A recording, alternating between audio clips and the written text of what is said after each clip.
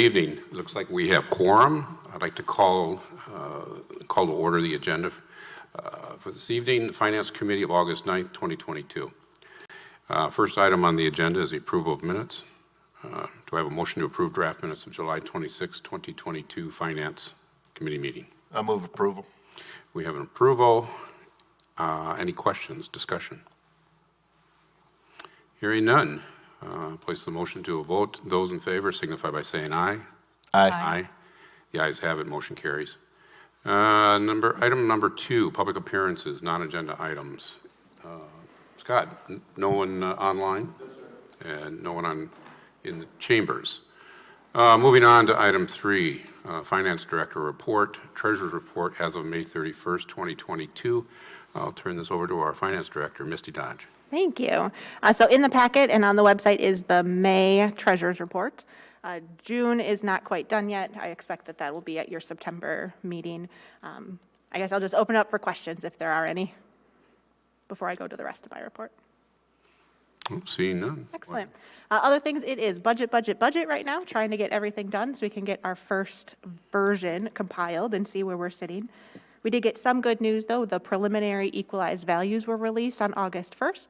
Our net new construction, which is what the levy limits is mostly based off of, we thought it would be about 4%. It turned out to be 4.16%. So in the ballpark with a little bit extra is where I like to be. So that was good news. Other things happening. So tomorrow is the Joint Review Board. Not only will they be hopefully approving the TID 14 creation that you guys have already seen, but they're also going to do the TID annual reports for 2021. The following meeting is where I would have those generally for you guys, for your information if there's any questions, but I'm not going to be at the next meeting. So we're going to delay those as well to the first meeting in September, but they will be out on the website if you're interested in seeing them early, or you're of course welcome to attend or watch either at the time or after the Joint Review Board meeting that happens tomorrow. Then so I will not be at the next meeting. Chad said he will cover for me, and we're shooting for a 13-minute time is what I understand, that it's always shorter. It's always shorter when Misty's not here. I think I hold the record at 13, so if I can even exceed that. It's always good to be constantly improving. Exactly. There you go. No promises, but we'll see what we can do. That's all I have. All right. Well, thank you very much, Misty. Next item, item 4, review of bills. 4A, detailed review of ACH payments for $10,000 and above for the period of July 1st through the 31st, 2022, totaling $560,537.26. Questions from the committee? Discussion? Hearing none, moving on to 4B, detailed review of all ACH payments for the period of July 1st through the 31st, 2022, totaling $570,614.12. Discussion. Hearing none, moving on to 4C, detailed review of checks for $10,000 and above for the period of July 16th through the 31st, 2022, totaling $200,838.86. Discussion. Hearing none, moving on to 4D, detailed review of all checks issued, checks number 123734 through 123778, July 16th to the 31st, 2022, totaling $289,343.33. Discussion. Hearing none, we'll move on to the next item, 5, under action items, 5A. Do I have a motion to approve Resolution R-150-22, approving an agreement with E-Plant Exam for commercial plan review? I move approval. We have an approval. Who do I have speaking this evening? Yeah, so John Crook, the building inspector, is here. He'll cover the next two. You'll see we put them together at the beginning of the agenda because he has to run to public safety after this. Very good. So at the present time, we are a delegated municipality, which means we can do commercial plan review of projects, new projects up to 50,000 cubic feet, new projects up to 100,000 square feet. Layman's term, 5,000 square feet, 10,000 square feet. So the large projects that we have, the dozen so, the multifamilies, the promegas, we have to send to the state of Wisconsin to do the plan review. At the present time, since Act 10, they lost well over 1,000 years of experience in plan review. They didn't hire any of those people back, or very few. A lot of people aren't getting into government at the state levels. They're having difficulties hiring people. So their lead time for plan review is sometimes over 3 months for a project. We're hiring a consultant, E-Plan, that also does it for Sun Prairie, and I think there's several other communities around the southeast and south central Wisconsin. They're going to do the plan review in no more than 15 days. So, and hopefully the turnaround will be 5 days. So really, it's better for the city as far as the builders. They'll get, they'll answer questions more, precisely, quickly.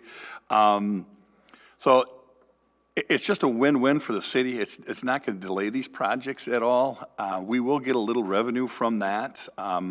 They keep if the plans go to the state, we get nothing right now. So right now, we'll get 10% of the plan review fees kicked back to us. It's not a substantial amount, but right now we're getting nothing. It's unlimited plan review, and that's for plumbing, building, HVAC, sprinkler systems, and alarm systems. So that's what we get with them. They will pay. The state of Wisconsin always gets their fingers, so the state of Wisconsin still gets a fee for us being delegated. They pay those fees out of their 90%. So it's really a win-win situation for the city. The customer themselves will see just a little bit of a change. Everything will come here. If I can't do the plan review, it'll get funneled off to E-Plan. E-Plan sends it back to us, and then we proceed. Right now, we don't know where the process is. The plans go to the state and they just kind of disappear, and then they bring them to us. So it's really, you talk to, I know Chad's been out in the path and talked to different people. The builders and the owners, everybody thinks it's fantastic. And this is just the way the state wants it to be done. They want the locals to handle more. But with this expertise, they're registered architects, licensed plumbers. We're not, so they can handle the bigger projects. Very good. It sounds like it removes the state altogether, other than from the financial aspect. Correct. Yeah, okay, very good. Further discussion. Okay, hearing none. All right. Place the motion to a vote. Those in favor of approval signify by saying aye. Aye. Aye. The ayes have it, motion carries. Moving on to item 5B. Do I have a motion to approve Resolution R-168-22, amending the 2022 building inspection fee schedule for commercial plan review? This is a direct referral. I move approval. We have an approval, and I'll turn this one back over to you, John. Yeah, so basically what it is it's kind of, we're in the middle of the process. So as soon as we get the contract signed, we want them to start doing the plan review. It mirrors what we have pretty close. It's the plumbing plan review fees are a little bit more than what we adopted. And we really don't have a plumbing fee because we don't have any licensed plumbers on staff. So it's really to roll that in. The fees are real close to what the contractors and developers and the designers are paying to the state right now. So it's just kind of codifying us and getting ours into, the city's codes. Very good. If I may add one other point on that, John, you also shared with me that in addition to aligning our fee structure with what E-Plan is looking to, or what their fee structure is for consistency and ease of billing and invoicing, so to speak, the developers or applicants, if they have a concern with the cost of E-Plan's reviews, they can still request that the state go ahead and do that review for the cost in which the state would typically charge for that, which is a bit lower, although I don't think it's considerably lower. But obviously the trade-off on that is that they may be waiting, 60, 90 plus days for the state to review that plan versus a guarantee of 15 business days or less with E-Plan. Okay. And the cost difference really is a couple $100. When you're talking a $35 million apartment complex, a couple $100, we can get them turned around in 5 days instead of 5 months. That's Sure. That's a big plus. Yeah. Because a lot of these guys don't do the full-blown design plan for the building until it gets through plan commission and everything else. Then, the rubber hits the road, then they get their final drawings done. So that, shortening that window, it means they can start their construction that much sooner. So it's, I say it's a win-win for the city. That's just kind of the wave of the future. Sure, very good. Further discussion? Hearing none, I'll place the motion before us to a vote. Those in favor signify by saying aye. Aye. Aye. The ayes have it, motion carries. Thank you, John. All right. We will move on to item 5C. Do I have a motion to approve Resolution R-83-22, Final Assessment Resolution for the Northeast Water Main Extension Improvements? I move approval. I have an approval. And who will speak? Looks like I will. So the preliminary resolution, or the preliminary assessment resolution, has already gone through council. We're at the point now where we're ready to do the final assessment resolution for the Northeast Water Main Extension. This one did have to go back through Public Works for another public hearing because there was one parcel that the use changed in a way that made it so the cost in the preliminary assessment changed more than 10%. So we had to have another public hearing. My understanding, and Alder Wheeler, you can confirm, that Board of Public Works went pretty smoothly with no additional controversy. So at this point, once this is approved tonight at council, those assessments will be liens against the property based on the final costs. Very good. Discussion? No. Hearing none, I'll place the motion before us to a vote. Those in favor signify by saying aye. Aye. Aye. The ayes have it, motion carries. And moving on to 5D. Misty, would you like to speak to this first? I would. So I did send the committee an email letting you know that the packet for this meeting was updated today to include the amendment that was made by RCC meeting last night. So the hope would be that this committee would approve it as recommended by RCC. The difference is the budget amendment piece of it. It had it going out of one project, but there wasn't funding available in that project, so we needed to shift it to another project that still had savings available. So it's just a cleanup of the budget amendment piece. The actual project is still the same. So before I talk about that, I'll let you take your motion. All right, so you're asking me to make a, One of them two, yep, to make the motion to approve, and then I'll share what this one is. I believe Jim said he would, so Yes. go ahead. Want to make a motion to approve as amended Resolution R-144-22, resolution to contract with AE2S to complete Seminole Glen stormwater study. Very good. So any further discussion? So now, if you may, I'll talk just real quickly about what the agenda item itself is. So this is the first step of the Seminole Glen process. So this would be the study that we need to get done. It did come in more than what was originally planned in the budget, hence why we had to do the budget amendment. But Public Works staff did go out and get quotes for it. They determined who they believe is the most reliable professional services firm to do the work and like to move forward with this project. Very good. Thank you, Misty. Additional discussion, further discussion? Do we need to do a amendment for RCC, or was that moved? Oh, that was moved as amended by RCC. Okay, good, sorry. So am I voting on the amendment then, and then voting on the, just Just the one time, yep. So he moved for approval as amended by RCC. all right. So that's what you're technically voting on, is as Okay. amended. No further discussion? Hearing none, we'll vote on the amendment, the amendment motion before us. Those in favor signify by saying aye. Aye. Aye. Ayes have it, motion carries. All right, very good. We'll move on to the next action item, which is 5E.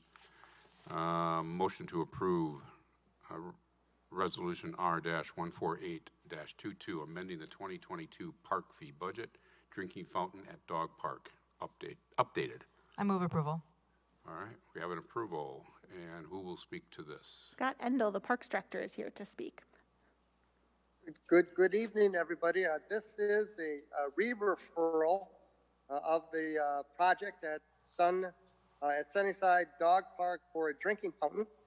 There isn't really anything that has changed. I will report that the Park Commission wanted to be rested assured that the project would be completed in 2022. Staff is working to try and make that happen.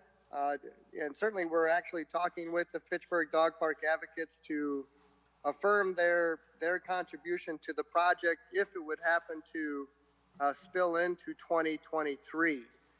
So if all goes well and this is approved by the council tonight, we'll get working on the project. And I might also add too that per Mr.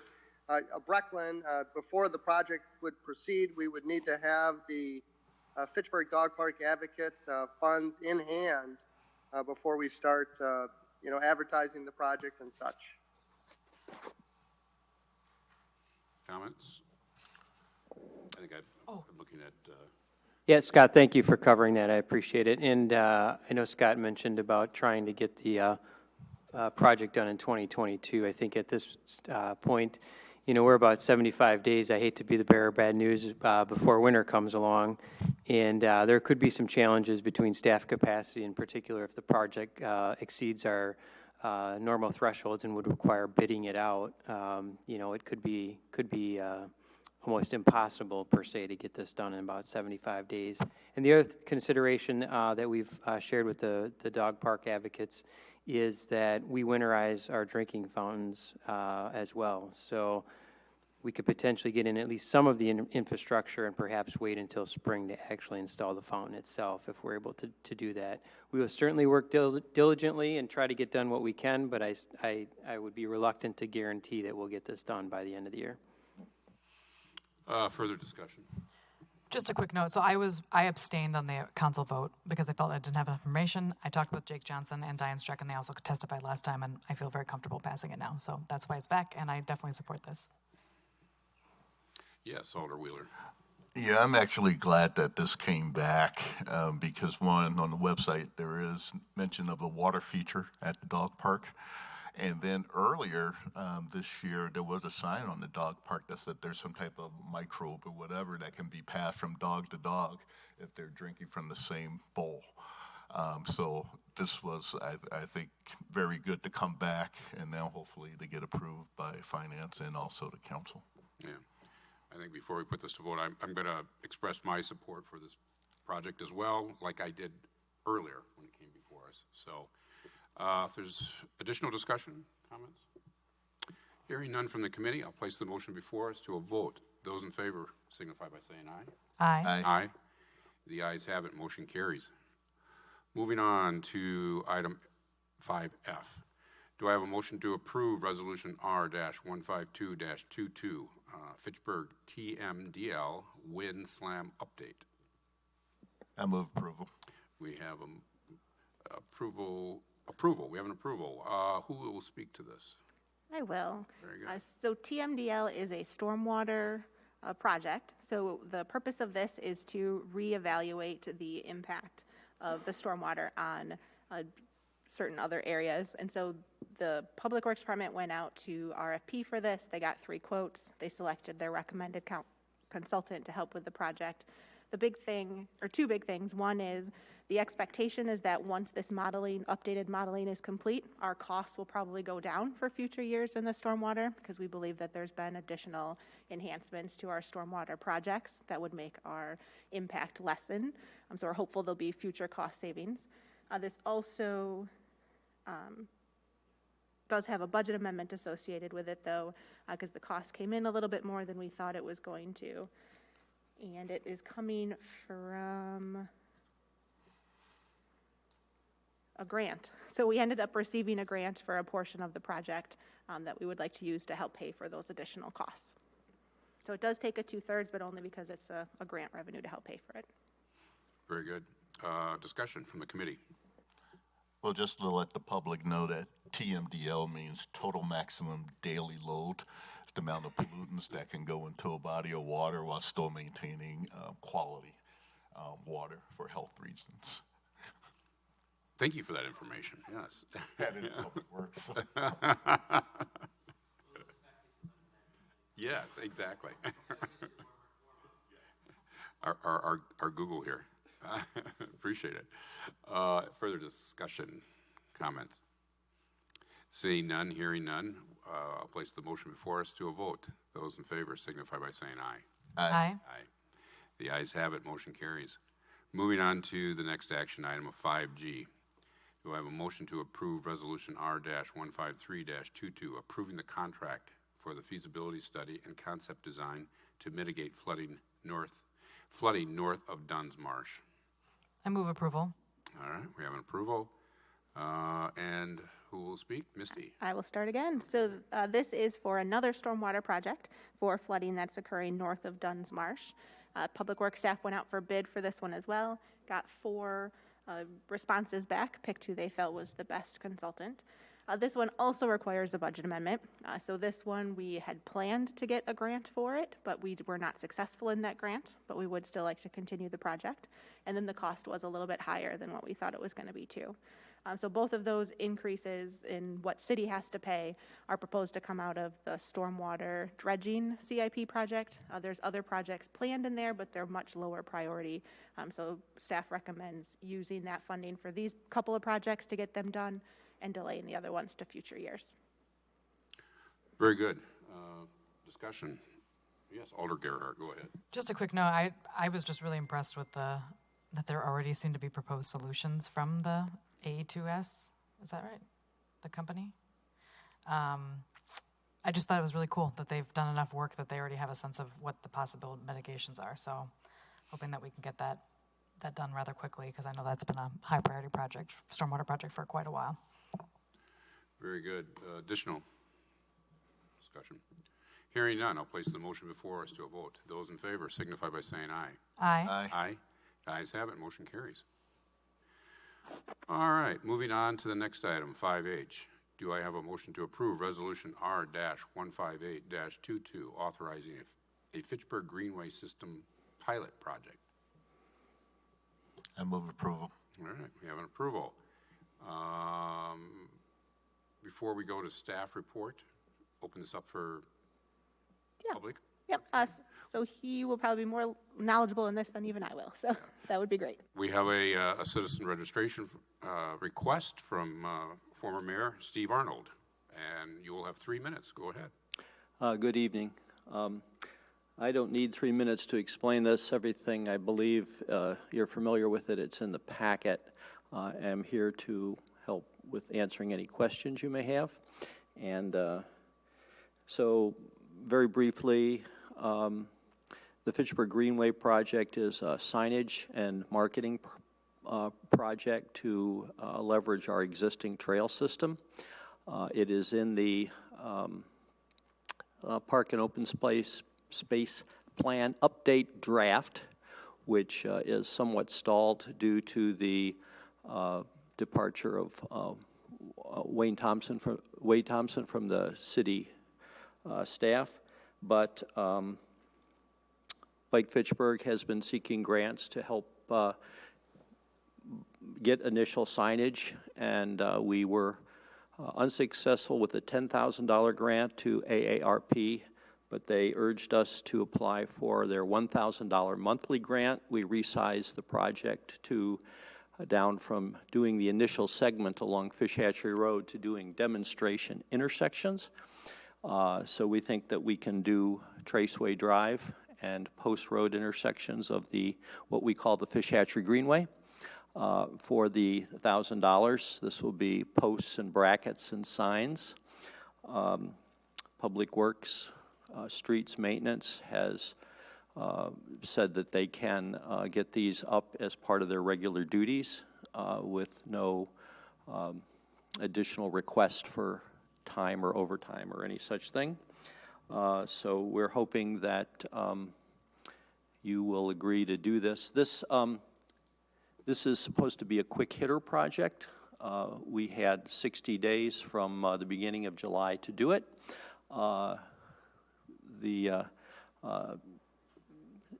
administration was reluctant to do a direct referral, so we are going through the normal process, but we did get an extension from AARP Wisconsin, so we owe them the project and the report by the end of September.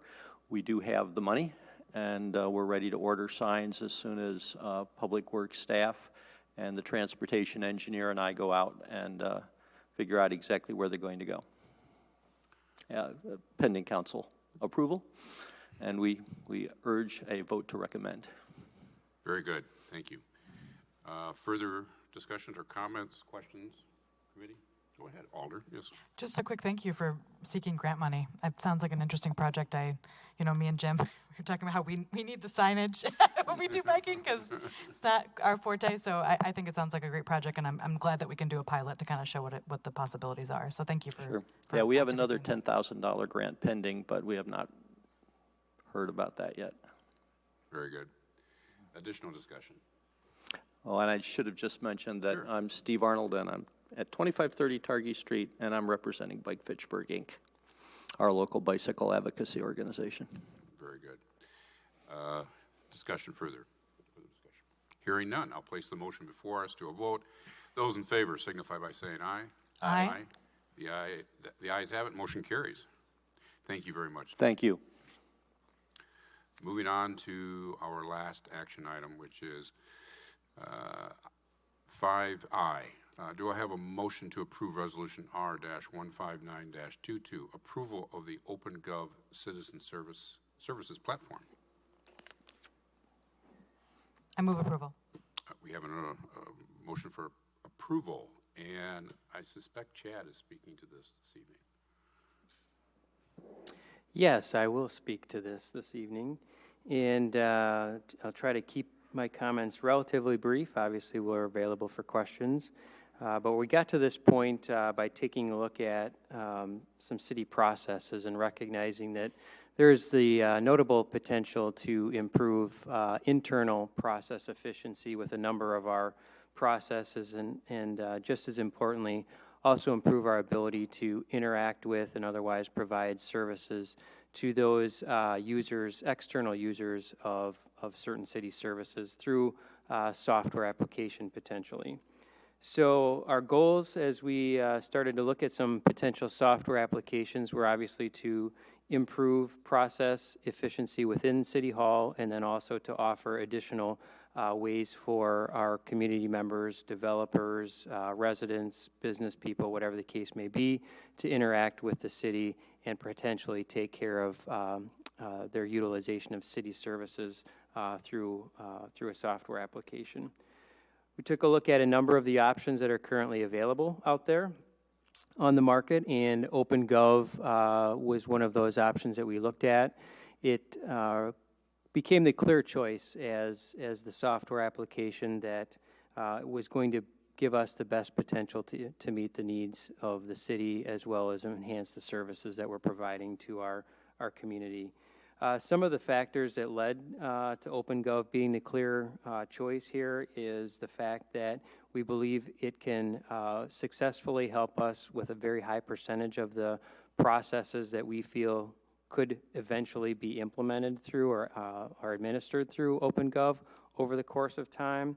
The system is very flexible in how it's configured, and we also feel as our staff becomes more familiar with its use, based on this flexibility, that our staff will be able to do some of the implementation of additional processes after we've had some time to learn from the company through the implementation process and had some additional repetitions with it. So those are a few of the highlights as to why we settled in on OpenGov. We have conducted a demonstration a couple of weeks ago with all of the department heads. They've all had a chance to see the software and what its potential capabilities are. I asked them if they would be so kind, those who are interested, to share any feedback with me regarding that demonstration, good, bad, indifferent. The feedback that I've received from our department heads to date has been overwhelmingly positive. They saw a lot of value. Obviously, some departments see more value in the software than others, but those departments that would be heavy utilizers, so to speak, of the software certainly see some value in implementing a software application like this. We think, we know that through the proposal that we have in front of you is it will provide the ability to implement 8 processes initially with assistance from OpenGov's staff. We would look to start with processes that include the building permit process, pet licenses, special assessment letters, commercial and other building plan review, open records requests, and licensing and permitting such as alcohol licenses. There's a lot of really nice features within the software that will allow us to automate some features. It'll also definitely have much better internal tracking to know where things might be in whatever given step of a process they are at, among many other features. We have taken a look, a preliminary look, and we believe that actually we can probably positively impact about 35 processes within the city across 6 different departments, and that's could just be kind of the tip of the iceberg as more familiarity is developed with the system and departments begin to utilize it more and more. So we're really feeling like this is a very positive addition to the city and how we conduct and carry out its business. Am I missing anything at all, Misty, in my overview? No? The cost is noted in the resolution. Initial implementation cost to include the first year of annual service is $124,325, and total cost of a 5-year contract is $404,000, and a little bit of change there. Through the ARPA and TID implementation investment plan, we identified software applications as a potential expense there. We did in May put together a budget amendment that would authorize some funding for software applications. We would like to utilize that funding. I forget, Misty, if that's ARPA or TID money that we plan to utilize. TID money. For this, so that would cover the first $124,000 is what we would utilize for that. And then the remaining cost of the contract would be through the operating budget in subsequent years. We do recognize that our capacity in the operating budget is obviously limited, and we wouldn't have necessarily brought this proposal forward recognizing the overall impact on the operating budget without the positive news that we got from the Department of Administration that was shared last week during the Committee of the Whole that is going to allow for a higher levy limit adjustment based upon the Town of Madison attachment. As you recall, we originally said that there was going to be less of a levy limit adjustment that we had anticipated. Misty worked very collaboratively with the City of Madison. They reapproached the DOR, and the DOR was willing to reconsider the levy limit adjustment that they were going to provide. So while we have a number of significant needs for that levy limit adjustment, I don't want to diminish those other needs by any stretch of the imagination. This is a tool that is going to touch so many different departments as well as so many different potential users within our community that we think it was worthwhile to bring forward. Thank you. I think the key word there is it's going to touch so many departments in the city and the residents. I think for such a long period of time, we've been acting as if we're still a town. We're 30,000+ residents, and it's just from my own experience outside of city government, this is long overdue, and I'm definitely in support of moving this project forward. Is there discussion, comments from, yes, Alder Wheeler? Yeah, I agree with you, Randy. You look at some of the systems within the city, I mean, some of them are just antiquated, and you just look at the hard work that our employees have to put into some of these systems just to get things out to the public. I think this is a long time in coming. And hopefully, I think it may pay for itself because maybe we won't have to hire so many people, to take care of the work, and we could be more efficient. Not that we don't need more people, I don't want to go there, but that we could be more efficient and take some of the stress off of our employees. Yeah, agreed. Yes, Alder Gerhardt. Yeah, I'll echo those comments, and well worth the cost, in my opinion. I every time we have a handwritten thing come through on the agenda packets, I'm always like, oh, it's always surprising to me. So I'm really happy that we're going to digitize that, and I'm confident it'll help with the staff. I was really excited to know that it's broader, that there's other processes involved with it. That's really exciting. And I'd love to talk with you about the transparency. I'm really interested to see what that potentially looks like in terms of platform. Obviously, that's probably not a priority. The other things are more important, but I'm very personally intrigued by that. And I'm sure this finance committee would be too. So thank you so much. Definitely support this. I will just clarify, this doesn't have any impact on agendas. This will still continue to use OnBase for that, just to be clear. I don't want to misrepresent anything. And this software does have additional modules that could potentially be added, whether it's planning and budgeting, which we think is a viable consideration moving forward as well. And then I also do have a finance software that we may be able to consider when we look to update the finance software as well, so that obviously the deeper we get into this platform, the more transparency could result as well. So, and West Dallas is a big user of this software, and Fishers, Indiana as well. And if you take a look in particular at the Fishers, Indiana website, you can really kind of see what they've done with this software from that transparency piece. Not necessarily the software, the piece that we're buying, but the larger suite of software. It just gives you really a good understanding of what the capabilities of this particular application, the suite of applications are available. Well, that's interesting. You mentioned some of the, plan and finance, and they're all key elements within this city. I have received a number of emails regarding paying fees for classes within the senior center. Will that cover this, or is that a module that's something where we would purchase? From what I'm gathering from the email, there's a lot of frustration from seniors of how clunky the process is right now. We do think there's potential for this software to be utilized by the senior center. It hasn't been confirmed yet, but we do think that potential does exist. Okay, very good. Any other comments, discussion? Hearing none, I'll place the motion before us to a vote. Those in favor signify by saying aye. Aye. Aye. The ayes have it. Motion carries.